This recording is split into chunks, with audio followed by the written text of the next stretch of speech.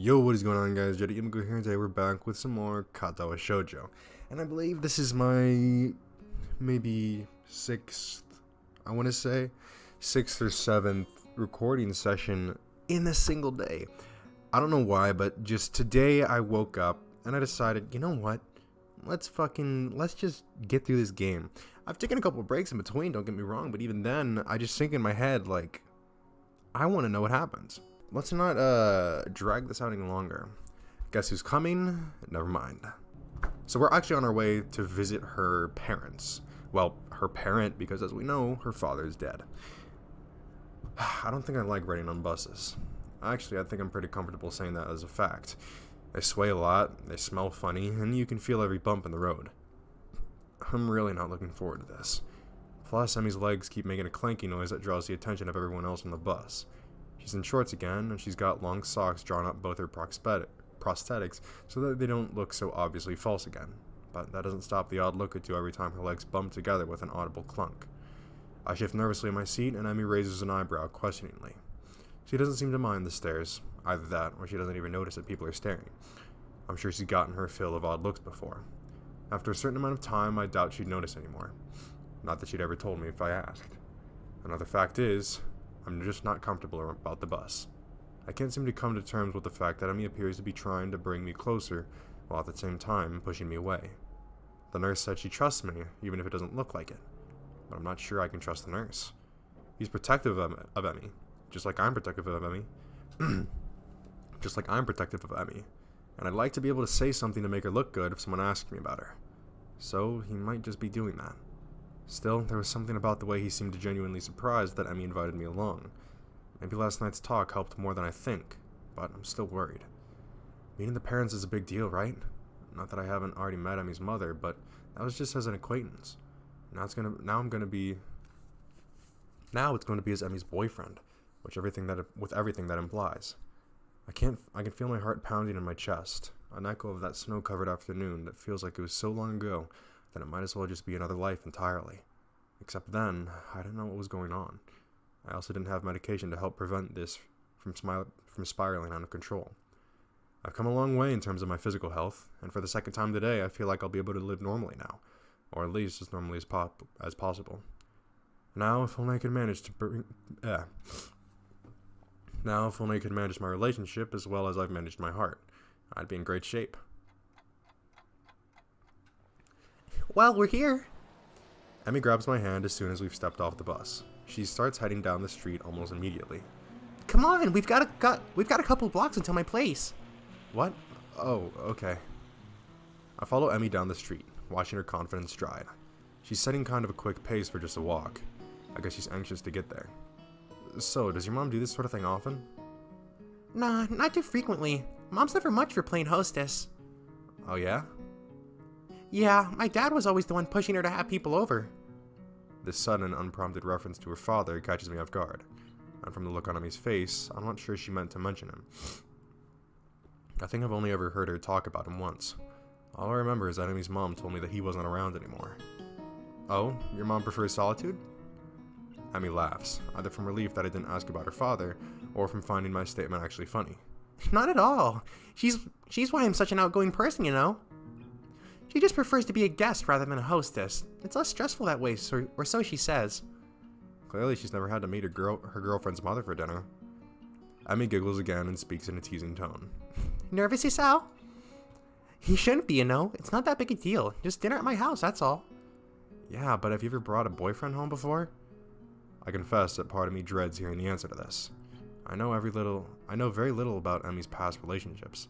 I don't even know if there were past relationships. No, I guess I haven't. Hey, maybe this really is kind of a big deal after all. Oh good, now I feel twice as nervous. Though to tell the truth, I'm pretty happy to hear that I'm the first one. Maybe we've got something special after all. Bolstered by this new thought, I've managed to calm down considerably by the time Emmy knocks on her front door. Hey Mom, open up! We're here! The door swings open and Miss Ibarazaki stands grinning at her daughter. The grin is still surprisingly similar to Emmy's. I'm never going to get used to that. You know, people normally wait a few minutes before they start shouting at the door. And most mothers say hello to their daughters instead of scolding them right away. Ah, of course. Welcome home, dear. I've missed you. An affectionate hug later, we're inside, and it is only then that Emmy's mom seems to remember that I'm actually here. And hello to you too, Hisao. How are you? I'm quite well, thank you. Nice to not have school to worry about for a little bit. Ah, yes. You finally finished up your exams, haven't you? That must be quite a relief for you both. It's certainly weighed off my mind, that's for sure. Mine too. I think I slept well for the first time in weeks since last night from relief alone. If this news is a surprise to Emmy's mother, she doesn't show it. Still, her response betrays a note of interest. Is that so? Well, I'm very glad to hear that, Emmy. You know I get worried about you when you get all wound up about, well, exams. Certainly Emmy's mother knows something I don't. Or rather, she doesn't know that Emmy's told me about the nightmares. It's interesting, being able to observe how both Miss Ibarazaki covers for Emmy. That protective instinct to make sure that I don't know anything more than Emmy's willing to tell me. I suppose Emmy's got more in common with Quarks than I ever realized. Moves around fast, impossible to understand through direct observation, yet she has an effect on everyone she encounters. I wonder if Miss Ibarazaki will figure out that I know about the nightmares, or is she just keeping everything secret from everybody? Yeah, it's not been as bad this year as in the past. Hisao helped me to stay focused. Okay, I know that's not true. She even cut off contact outside of school hours during the exam week. But she did see me during the day, and she told me more that once that morning run was the only thing she looked forward to during exams. So maybe it's not that much of a lie. Either way, to hear that being around has helped even a little makes me feel a little better. Emmy's mother raises an eyebrow at this statement. Either she doesn't believe Emmy, or she's as surprised as I am. Well, it appears that it's a good thing you two have become so close. I tell you to take good care of my daughter Hisao, but it looks like you're already doing that. Emmy grins at this and seems to take pride in my having managed to integrate myself with her mother so easily. Actually, I'd say your daughter's been the one taking care of me. She's gotten me out and running. I've probably been more active since meeting her than I ever was before. I'd actually never thought about it that much, nor had I ever appreciated the humor in it. I wasn't too active before the heart attack. Pick-up games of soccer don't really count since they weren't that common. So now that I know for sure that I have a weak heart, now I run every day, pushing my luck with the help of my medication. I chuckle quietly, then realize that I never finished my sentence. Well, before I had my heart attack and wound up at school here. It comes out so casually. There was a time that I would have thought twice about talking about what was wrong with me at all. But now it just kind of seems silly to care, especially in the company of Emmy and her mother. If Emmy can be cavalier about her disability, then so can I. I think back to the track meet, where Emmy declared herself the fastest thing on no legs. The fact of her obvious loss has never seemed to bother her, at least not in public. Being stuck in the wheelchair frustrated her, I know, but even that was something she dealt with on her own, despite my efforts to the contrary. Emmy has a way of bringing out the more active side in people. I've never quite figured out how she does it. Those puppy dog eyes she gets, for starters. I'm not surprised that she managed to rope you into an exercise routine. If Rin weren't just as stubborn as she is, I'm sure that Emmy would have gotten her out and running with you too. Oh, that reminds me. Rin says hello. I drift to the outer edges of the conversation again as we move into the dining room to eat. It smells delicious in here, and the spread that Emmy's mom has produced is impressive. Whoa, you've made enough to feed an army in here. Is it too much? Well, you can always take some leftovers with you when you go. That sounds great. I can only handle cafeteria food for so long. Something home cooked would be a welcome change of pace. What he said. Thanks, Mom. The food tastes as good as it smells, and there's a lull in the conversation while we all dig in. Emmy assaults her plate with the usual amount of gusto, and I will admit that I set a pretty fast pace myself. So, Hisao, I hear that you and my daughter have gotten pretty close, The urge to say something like not really is so strong that I open my mouth to say it, but then reassert control. We are close. There's no getting around it. I mean, Emmy's brought me here, hasn't she? Fortunately, both Emmy and her mother seem to take my reaction as a sign that I'm caught off guard, rather than considering saying something cruel. I suppose we have. I blame the morning runs myself. You make it sound like a bad thing, Hisao. Well, I, for one thing, found it a relief. Why's that? Emmy's always been a popular girl, but never made many close friends. This is a bit of news to me. I've always seen Emmy chatting with her classmates in the hallways. And certainly the whole track team seems to love her, but it is true that she chooses to isolate herself during lunch with Rin and me. Not exactly the sort of behavior one expects from a popular girl, after all. Then again, I've experienced her unwillingness to get close firsthand, so I can't say that I'm not surprised. I was beginning to have my doubts. Emmy rolls her eyes to the ceiling and grumbles something I can't quite make out. Huh? What? What's that you just said? Nothing. Miss Ibarazaki chokes on her drink with laughter. You've been hanging out with the nurse too long, Emmy. I'm gonna have to talk to him about corrupting my daughter. Somehow I don't think that would be very effective. I learned most of it from you anyway, not the nurse. Don't listen to her, Hisao. She's a born liar. Yeah, right. Oh, I don't know, Emmy. I think your mother has a point. What? You traitor, you're supposed to take my side in this. Yeah, but you did lie about your leg after the meet. Ow! A kick in the shins from an unmistakably plastic foot cuts me off, but not before Miss Ibarazaki's eyebrows shoot upwards. What about your leg? It wasn't a big deal, that's all. I just was in a wheelchair for a bit. The last few mumbles words are quickly deciphered by Emmy's mother. I suspect she has experience with this sort of thing, and a worried frown appears on her face. So that's why you kept dodging my calls. Oh, Emmy, I know how much you hate being in a wheelchair. No wonder you've been in such a mood lately. Yeah, she's much happier on her feet, so to speak. Well, of course. She spent enough time in a wheelchair just after the accident. She didn't get prosthetics immediately? No, she just had to finish healing up before they'd let her start the sort of therapy that you've got to go through to adjust those things.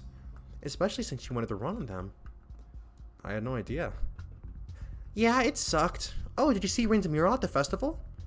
Emmy's sudden change of topic makes me realize belatedly that she's been fidgeting the whole time her mother and I have been talking.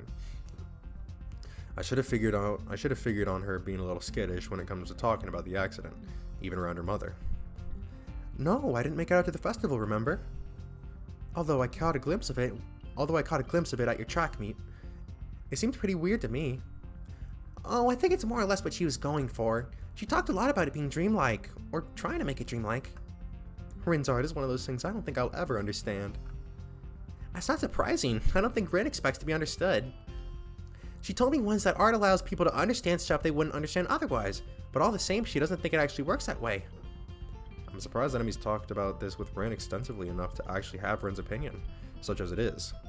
Although I expect that Rin could not, if she were so inclined, say the same thing about Emmy's. Unless, of course, Emmy's purposely keeping me in the dark about everything, which is unlikely, but unpleasant to think about. I drift down this unpleasant train of thought for a while, losing track of the conversation. Hey, Emmy, I've been meaning to ask. Huh? Are you going to visit your father this year? From the way she said it, you'd think Emmy's mother was talking about the weather. From the way Emmy reacts, it's clearly not the weather they're talking about. She flinches, a slight jerk of the head backwards as if she's just been slapped in the face. Can we talk about this later? Her voice sounds brittle, strained. It looks as if she's been severely shaken by the question. It seems that Miss Ibarazaki misjudged just how close Emmy and I are. Some things, it seems, are best not conversed about with me around. Her father is one of those things. The accident that took her legs is probably another one of those things, if her reaction to the earlier conversation between me and her mother and myself is any indication. It doesn't take Emmy's mother long to realize she screwed up. Of course we can, dear. I'm sorry to bring it up. I just wanted to ask so that we can make plans. It's fine. Don't worry about it.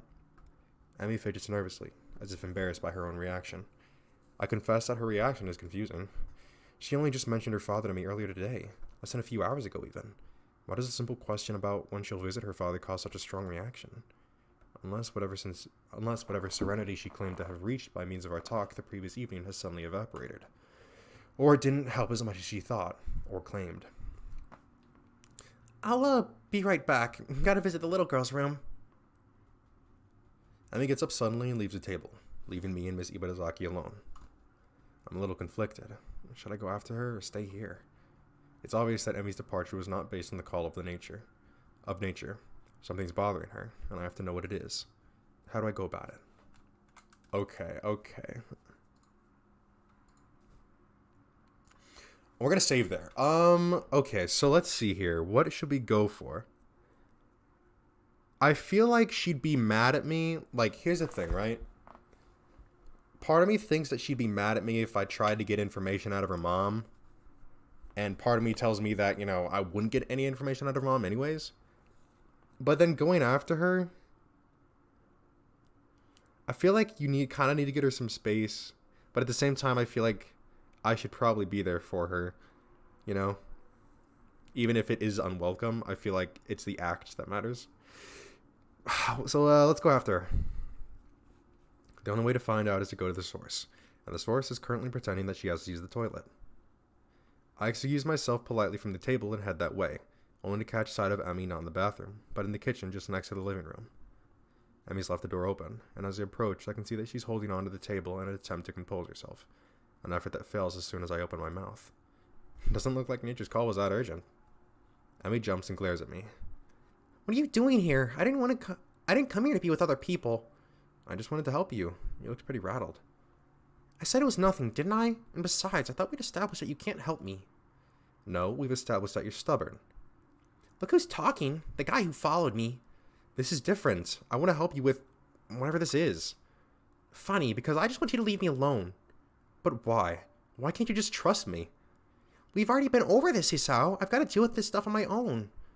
I won't accept that. You need my help. You just won't take it. My wording seems to have been a little off. Need? I need your help? Well, it's a good thing we met, isn't it? Because otherwise I guess I'd just be a broken human being, wouldn't I? No, it's a damn good thing that Hisao came along to save the day, isn't it? Because God knows I can't save myself, can I? I'm just the poor, emotionally damaged girl with no legs, right? Emmy, you know I don't think that. Really? Because if you thought differently, then I don't think you'd be here saying I need your help. I've gotten pretty far in life as a normal human being without you. So what? Nothing we've shared was important? I'm just the guy who hangs out with you? You're my boyfriend, Hisao, not my savior. Well, no, that much is obvious. You won't even consider that I could help you to begin with, will you? You'll just bottle up all the hope and run away. You'll just bottle it all up and hope that a run will solve your problems. Or you'll come visit me and we'll fool around until you feel better. That's not being a healthy human being, Emmy. That's not what a relationship means. Well, it's what it means to me right now, Hisao. I wish... She seemed to reconsider her words just then. A flicker of pain, of doubt on her face. For a moment, I think she's about to cry. But the moment passes, and now she's composed herself again. Whatever that wish was will have to go unspoken. Look, I can't do this right now. What, have a serious conversation? Be open? Be honest? Give a damn about anyone besides yourself and your problems? What do you know about my problems? Nothing. You don't even know what I've been through, so don't pretend like you do. I know you have nightmares, and I know your father's gone. What happened to him? Emmy's head jerks backwards as if I just slapped her. That brittle quality has gotten back into her voice. That's enough. This is stupid. This whole conversation has just been variations on Emmy stonewalling me. What? You won't even answer that question? Fine. Keep your secrets. They can lie in the grave as far as I'm concerned. Emmy's eyes widen in shock. When she speaks again, it's in a low voice. It's in a voice that is low. Dangerous. Get out of my house, Hisao. The sudden change in her tone snaps me out of my self-righteous anger and makes me realize with a dawning horror what I've just said. Emmy, I didn't mean... I said go, Hisao. Tell my mother that she cooked a wonderful meal, but you've forgotten a prior engagement, and get out of my house. She's trembling now, shaken with anger, or sadness, or determination. Her voice is still low, controlled, almost a growl. I reach out to put an arm on her shoulder, to apologize for going too far, but she jerks away from my touch. Get out! What can I do? I walk out of the kitchen and go to the living room. Make my apology to Miss Iburazaki and let myself out. Well, shit, brother. Ain't that a thing? So, now what I want to do is I'm going to save here, just in case. Then I'm going to go and I'm going to load this. And we're going to talk to her mom this time. There's an awkward silence at the table for a while after Emmy dashes off. I can't think of anything else to say. Emmy's mother sighs, breaking the silence. Sorry about that, Hisao. I sometimes forget that Emmy's touchy about certain subjects. And I was talking about the wheelchair thing too. Should I go after her? Heavens no, she didn't leave the table to continue the conversation, you know. But if she's troubled, shouldn't someone help her? If it were anyone else, I'd say yes. But my daughter is stubborn as a mule, and if she wants to be alone, it's just best to leave her alone. Otherwise, she'll probably say something she'd regret, which would cause you to say something you'd regret, and I would prefer that dinner doesn't end with one or both of you storming out of the house. If that were to happen, I'd be a terrible hostess, wouldn't I? I've already acted as a fool once today. That's okay. I shouldn't have brought up the wheelchair, apparently. Miss Ibarazaki frowns, clearly more bothered by Emi's omission than she'd let on. I wish she wouldn't do that. It just makes me worry more, you know. She does this often. What, running off to the bathroom? No, I can't say she does. Keep injuries from her mother, though? Well, that's a little more common. Every time I catch her lying like that, she assures me that the only reason she didn't tell me is because it wasn't a big deal. If it's any consolidation, I'm sure the only reason I knew about it at all was because I saw her every day. So this elicits a dry chuckle from across the table. Miss Ibarazaki sighs a little sadly. Still hesitant about getting close to people, huh? I keep hoping that she'll get over that. It's funny, really. She's bounced back so well from the accident in so many ways. I guess some things never really go away. From the looks of it, the whole thing still bothers her, too. She seems to be a little more willing to talk about the accident without Amy around, though. Hey, I've got a question if it's alright. Oh? What else did Amy lose in the accident? The nurse told me that she gets this way near the anniversary, and she won't talk to me about it. So you thought I'd fill you in, yeah, hopefully. Well, there's a problem with that request, you know. Let me guess, you promised Amy that you wouldn't tell anyone she didn't want to know, and you don't know if she wants me to know? Something like that. I promised Amy that she'd be the one to tell people the full story. But isn't that important? I mean, it's clearly had a huge effect on her if she's still like this after so long after the accident happened. That's true. It did have a long-lasting effect on her. There are a few things that she'll probably never really get over. For a moment, Miss Ibarazaki looks incredibly saddened, as if an old wound is bothering her. I suppose there are a few things I'll really never get over either. Another dry chuckle, and with a shake of her head, Emmy's mother banishes the memory. Look, there's something you absolutely must understand about the way Emmy thinks about the accident. What's that? It wasn't a big deal. Somehow I managed to keep my mouth from falling open in surprise, but it takes some effort. That has to be the most ridiculous thing I've ever heard. I beg your pardon? Okay, maybe it's not that simple, but it's a pretty accurate summation. Emmy believes that the accident did not define her, and that everything she lost that day didn't define her either. She's not that girl who lost her legs, she's the fastest thing on no legs. Her optimism and energy came out of that wreck without a scratch, as far as she's concerned. Yet it goes beyond that, doesn't it? I mean, last night she told me that she refused to rely on me because it would make losing me too painful. Not really. You said she wouldn't tell you about the accident, even though you've asked her about it before. And the reason she won't talk to you about it when you ask is because to her it's not something you absolutely need to know. Even if she wasn't terrified or getting too close to anyone, she still wouldn't talk about it. She's afraid of being close to me? Oh goodness me, yes. For all that talk about being unscathed by the accident, she's gained the ugly knowledge of how quickly it can all be over. So she's not going to let people get especially close to her, and she certainly would resent any implication that she cannot work through this on her own. But I don't think she can. Oh no? Are you saying you've been dating my daughter and it's not somebody else? Trust me, Hisao, she could get through it on her own. But she has nightmares and can't sleep well, and does this every year? Tell me, if she wasn't able to get through it on her own, do you really think she'd still be alive? She would have killed herself for something equally melodramatic. So what, I shouldn't try to help her? I didn't say that. I hate seeing my daughter like this, and knowing that she could rely on someone else would let me relax. You just need to understand that accepting help goes against everything Emmy thinks about herself and the way the world works. If you still want to offer her help, then I guess that's your call. Honestly, I'd like you to, but it'd be silly not to warn you that it's not going to be easy.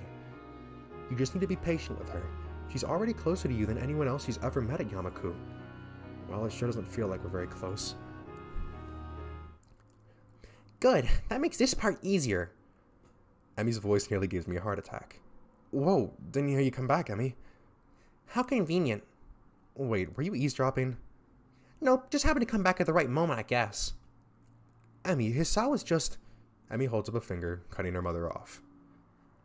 On his way out of the house? Yeah, I know. Emmy's trembling with anger. What the fuck? It doesn't change anything. Looking vaguely betrayed. Emmy, don't be ridiculous. We were just... You promised. The pain carried in that last word is almost too much for me to bear. The idea that I could hurt her that much is like being kicked in the gut. Emmy's mother looks similarly pained by the thought. And I kept that promise. Just listen, there's no reason to go throwing people out of the house. Emmy's mother seems to be both angry at her daughter's outbursts and embarrassed that I'm a witness to it. There's only one real solution to this problem, I think. It's okay. I'll go. No, really, this seems a little unnecessary. Don't worry about it. Thank you for the dinner, Miss Ibarazaki, and for the advice. It was my pleasure, Hisao. I'm sorry we didn't get to the dessert. That's okay. I have to watch what I eat anyway. Good evening, Emmy, Miss Ibarazaki. The formality of our conversation, coupled with the fact that I'm getting ready to leave, seems to snap Emmy out of her anger. No, wait. I'm sorry. I've been so... And after last night, I just thought... You don't have to go. You don't have to go. I take it back. It's okay. I can't help but smile slightly. She can barely articulate her apology, and I really would like to stay. But I don't think I can right now. I need to think about what her mother said, and about what I'm going to do about us. I don't want to risk accidentally getting Emmy angry again in her current state either. No, I think I'd better leave. You seem pretty shook up, and, well, I'd only wind up trying to help you again. I know you prefer I didn't, so I'm gonna leave instead. But... Hey, it's not a problem. You don't want a night on a white charger, right? Just promise me one thing, okay? What? Don't be angry at your mom, okay? She's just giving me some advice. That's all. Emmy nods hesitantly, like this simple idea is all that she can grab onto at this point. She's so terribly off balance, but I can't do anything about that right now. Okay. See you tomorrow, okay? Running in the morning. Don't forget. I can see that I've hurt Emmy by deciding to leave, but there's nothing I can do for her as things stand. I know she's too stubborn to admit that she wants me to stick around. I watch various emotions cross Emmy's face as she tries to process everything that's just happened. Shortly comes that calm look again, like last night, and that voice that tries so hard to sound careless. Sure, Hisao. See you around. Both of us are unwilling to concede emotion at this point, and I'm having a hard time keeping up my facade, so I turn on my heel and walk out the door. I shut it behind me, pausing for a moment as the latch catches my hand on the doorknob. Did I make the right decision just now? Should I have stayed back and tried to work things out? No, I decide. Not in front of her mother like that. In spite of everything, I'd rather keep Emmy's mother insulated from the sort of anger that surfaced last night. Even though she's probably used to it, some protective instinct wants me to keep Emmy's image as a cheerful girl intact. Excuse me. With a start, I realize my hand is still resting on the doorknob. I take my hand away, put it in my pocket, and head down the slowly darkening street. Alright, so we have two ways that we can kind of go down. We can either go down the path of, you know, she gets extremely angry at me, which, because I kind of like this one better, right? Because, I'm going to save this.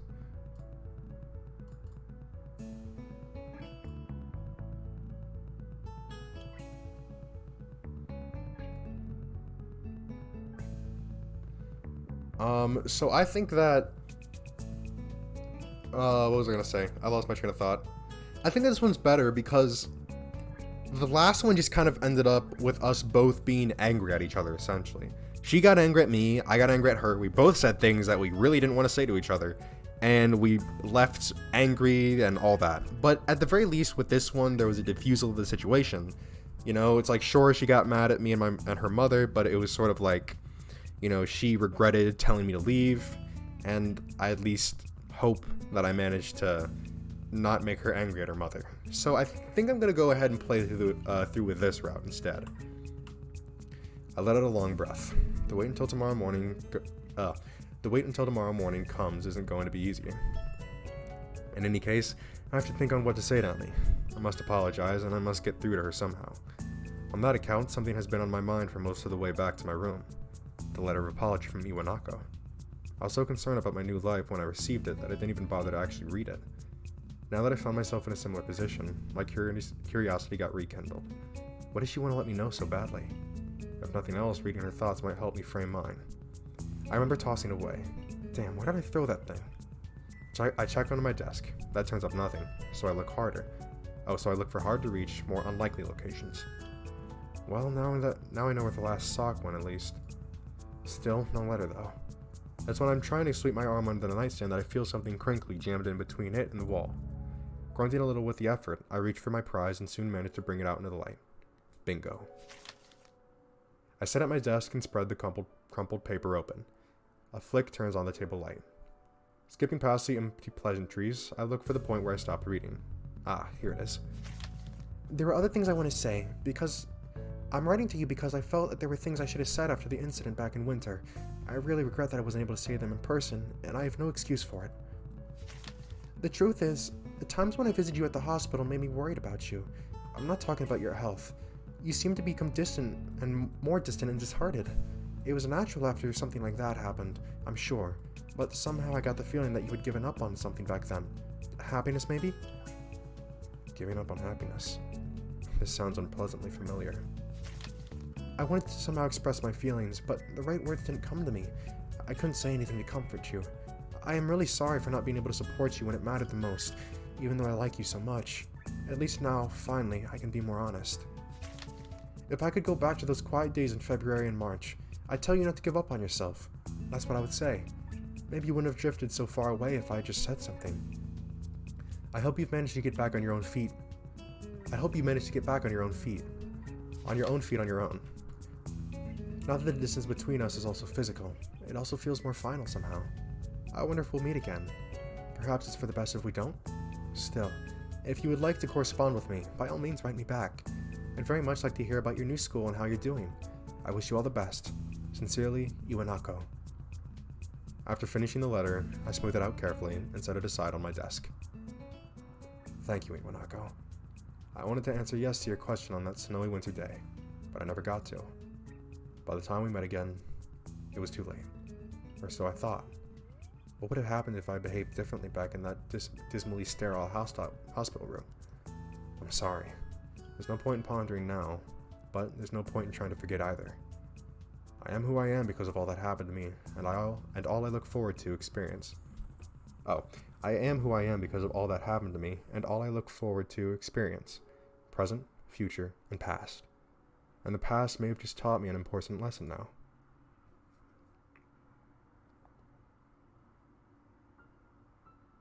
Oh.